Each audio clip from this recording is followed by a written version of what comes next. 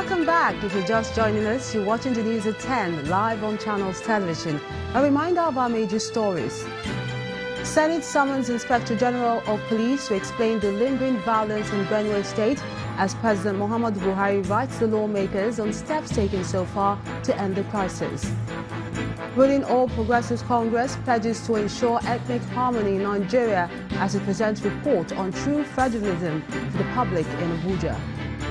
Former President Olusegun Obasanjo's Coalition for Nigeria launched in Abuja. Group vows to reclaim the country from injustice, poverty and insecurity. And Kenyan government investigates opposition candidate Raila Odinga's unofficial inauguration, says 3 television stations to remain shut over plan to broadcast the event.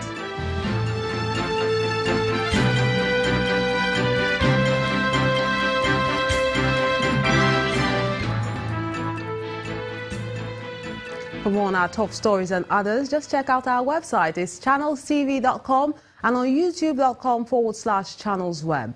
Log on to m.channelstv.com to watch us on your mobile device or download the Channels TV app for Android, iOS and Windows devices from their respective stores. And there's more. The Channels TV and Channels 24 app will give you access to news and updates. You also have the Eyewitness feature with which you can share those pictures, videos or news of happenings around you. Just install the app, then tap and swipe to reveal the menu and follow the instructions. And talking about pictures, here are some of them you sent in today. Let's begin with this video of an ongoing construction work at Alagbule in Ogun State. Our Eyewitness reporter who sent this appreciates the efforts of the government and advises them to speed up so the rainy season does not affect the progress of work being done. Our next picture is from Ilorin, the Kwara State capital, showing a protest by people our Eyewitness says are staff of a research institute. He says the protesters are asking for payment of their allowances. From Kwara State, we move to Asaba, the Delta State capital, with this image of an overloaded vehicle. Our Eyewitness reporter says this attitude poses a grave danger to motorists. He calls for caution and appreciates the men of the Federal Road Safety Corps for making efforts to arrest the situation, but he wants them to do more. And still in Delta State comes our final image from Warri, showing tricycles, which our Eyewitness reporter says are part of the constituency projects left to rust. According to him, aside from these vehicles, there are also boats, sewing machines and other items which were meant to empower unemployed youths. He's calling on every concerned person to ensure the distribution of these materials to the people they were meant for. I want to thank you so much for sending in those images and do encourage you to keep them coming. To security matters now. Troops of Operation Lafia Dole have continued their clearance operations, codenamed Operation Pt.2, in the northeastern part of Nigeria. In their latest encounter with Boko Haram terrorists in the area, the soldiers recovered an Eagle main battle tank, weapons, religious books, gas cylinders and bags of fertilizer, apparently used for improvised explosive devices. According to a statement by the Army spokesman, Major General Sani Usman, the troops destroyed 7 gun trucks and other vehicles, as well as several motorcycles and makeshift shelters. And from security, we talk politics now. The All Progressive Congress is assuring Nigerians that the herdsmen-farmers clashes will soon be a thing of the past, as the federal government is already putting measures in place to arrest the situation. The national chairman of the APC, Mr. John Oyegu, who was speaking in Abuja, explains that the recommendations contained in its committee report represents the opinion of many Nigerians. It is the public presentation of the All Progressives Congress Committee report on true federalism as party faithful converge on Abuja to witness the event. The national chairman of the party makes clarifications on the document as he states that the government has no intention of scrapping local government administrations in the country. If you are truly a federal republic, then you cannot decree a local government for Edo State and decree the same local government for Sokoto State and for Cross River State and for Borno State. It The whole basis of federalism is that you devolve powers as close to the grassroots as possible. The secretary of the committee explains the reason for each inauguration and how Nigerians stand to benefit from their recommendations. In the history of this country, no political party has ever done what the APC has done, to take sensitive issues which some past governments will consider untouchable, a no-go area, an off-limit discussion, take it to the people and give the people an open platform to express themselves. I think this is the hallmark of democracy. With the public presentation of the report, the Special Advisor on Politics to Governor Nasiru El-Rufai of Kaduna State, who is the chairman of the committee, speaks on the recommendations of the committee.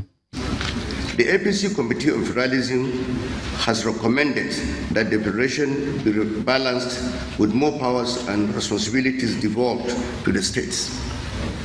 The committee also clarifies that the federation is a relationship solely between the state and the federal government, and that each state shall be allowed to operate the system of local government that best suits it. Although the recommendations of the APC Committee on True Federalism needs the ratification of the National Assembly, a summary of the recommendations include resource control, devolution of powers, and revenue allocation in favor of states, among others.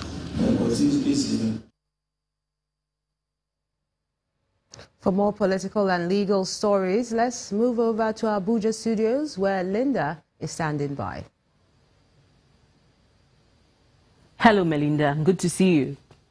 Now, staying with politics, ahead of the 2019 general election, a new pressure group, first muted by former President Olusegun Obasanjo, called the Coalition for Nigeria Movement, has been launched in Abuja.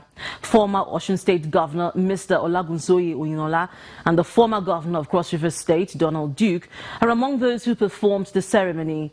Conveners described the political movement as that which is on a rescue mission to promote good welfare for citizens and reclaim Nigeria from injustice, poverty and insecurity.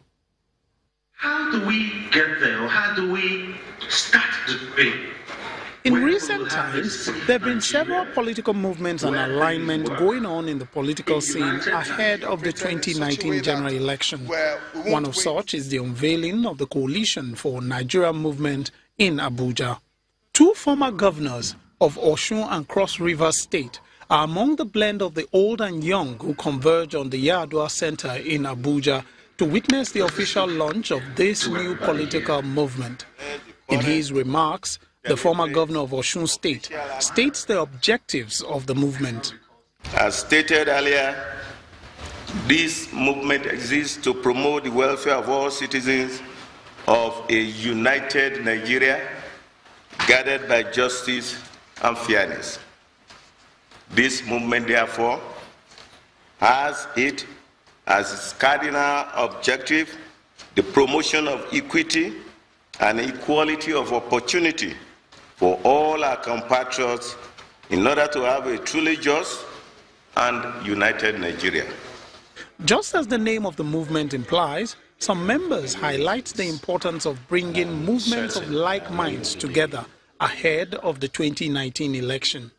The name coalition connotes bringing all of them together, and we need to bring ourselves together if we're going to make this work. More importantly, we have the dire consequences of now in our nation. Where we are today, if you traject another 3-4 years, the disaster will be worse. It's not going to get better.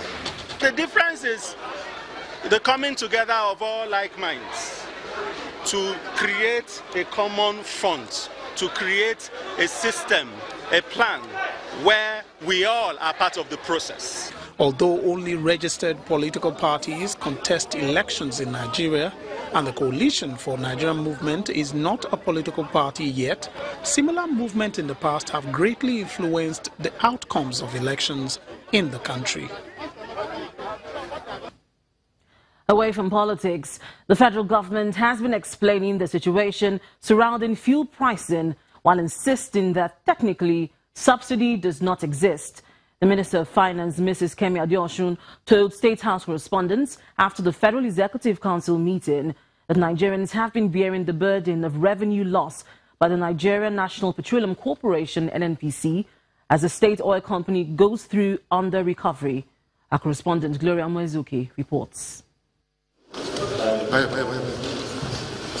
President Muhammadu Buhari resumes after 4 days in Addis Ababa, Ethiopia, to preside over the Federal Executive Council meeting behind closed doors. The meeting, according to the ministers at a joint briefing with State House correspondents, primarily was a presentation of scorecards. The finance minister then revealed that Nigerians have been collectively bearing the cost of loss of revenue by the NNPC, maintaining that there is no subsidy. Technically today there's no subsidy, but there is a under recovery, and why that is because NNPC are currently doing all the importing. So they're importing at a higher price than they're selling, which means they're losing money, which means effectively that loss is being borne by everybody, and it's reflected in the Federation account. So there's no subsidy payment in the way the old subsidy scheme used to work, where they were paying oil marketers, but there is an under recovery, a loss on the importation of PMI being borne by an NPC, and therefore indirectly being borne by every one of us. Mrs. Adeosun explains that 1.1 billion naira was approved for the purchase of 50 operational vehicles to be deployed for anti-rice smuggling task force to protect farmers. The Minister of Works narrates how the ministry obtained 66 approvals from the Federal Executive Council since 2015, leading to the creation of over 69,000 jobs. There were 66 approvals. They covered roads, they covered TCM projects, and they also covered some housing projects, particularly federal secretariats. Our report showed that the implementation of these projects had led to 69,736 jobs.